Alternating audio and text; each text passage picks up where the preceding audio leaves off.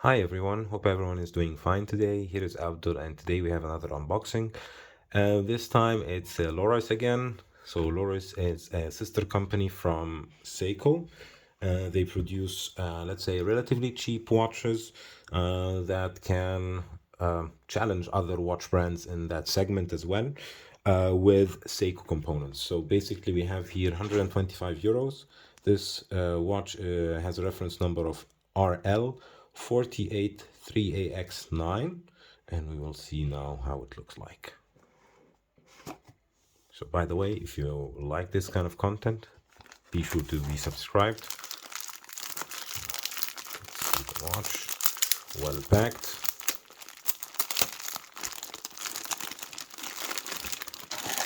Put this back, and as you all know me, I would definitely take this bracelet out. Stamped clasp, as expected. So we have here the watch. You have a green dial, an Explorer style watch with no hacking, no hand winding, automatic.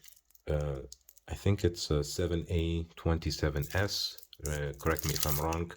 It's like the NH35, but without the hacking and hand winding. So let me take the bracelet off and get to measuring the watch. So let's get measuring. Zero it, and then we can measure the diameter of the watch. So it's 40 millimeters. Lug to lug is 48. Thickness is 12.3, and lug width is 22. So this has, like I said, mineral glass. Did we measure thickness? I think so, right? 12.25. So we have a 22 millimeter lug width, where I have then this nato, where I put it on it, and as we can see here, we can see the see-through case back with the reference number of the movement, Y67GG. I think that's not it. 21 joules, and yeah, 100 meters water resistance. Yellow seconds hand. Still here. It's actually the coating on this mineral crystal. I thought it's a sticker, but the coating is there. So we have loom on the loom pips, loom on the hands. Here you can see it.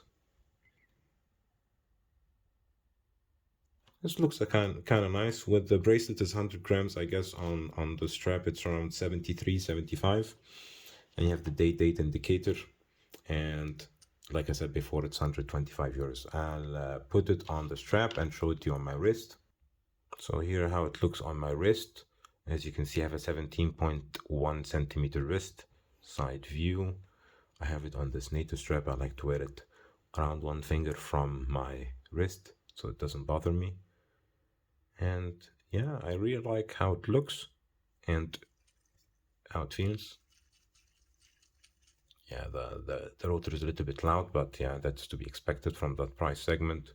You have this fixed bezel with a minute around them, so it gives you this field watch kind of feeling, and the 100 meters water resistant give you also enough confidence to go with the watch. But as you can see, the tolerances on the watch is not, let's say, the highest, the best.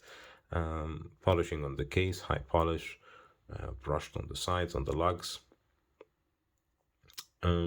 Yeah, what else can I say about this watch? I think I might make a separate review video. So if you have any questions about this watch, leave them in the comment section. I will try to answer them in the review video. And I will leave also link for the watch in the description. It's an affiliated link, so I don't get anything if you press on it. So be sure to check out other websites and other sources for better price. You might find maybe a used one on eBay or other websites other than Amazon that you can get a better price. But like I said, I will put the link of the watch. Yeah, so these are my first impressions. Like I said, automatic watch, Seiko movement without Seiko branding, Seiko, let's say, affiliation. Yeah, mineral glass, adequate lume, adequate water resistance. It's let's say an adequate watch. Anyways, thank you so much for watching. Hopefully you enjoyed the video. If you did, please do leave a like. Also subscribe. It does help the channel a lot. And hopefully see you in the next one.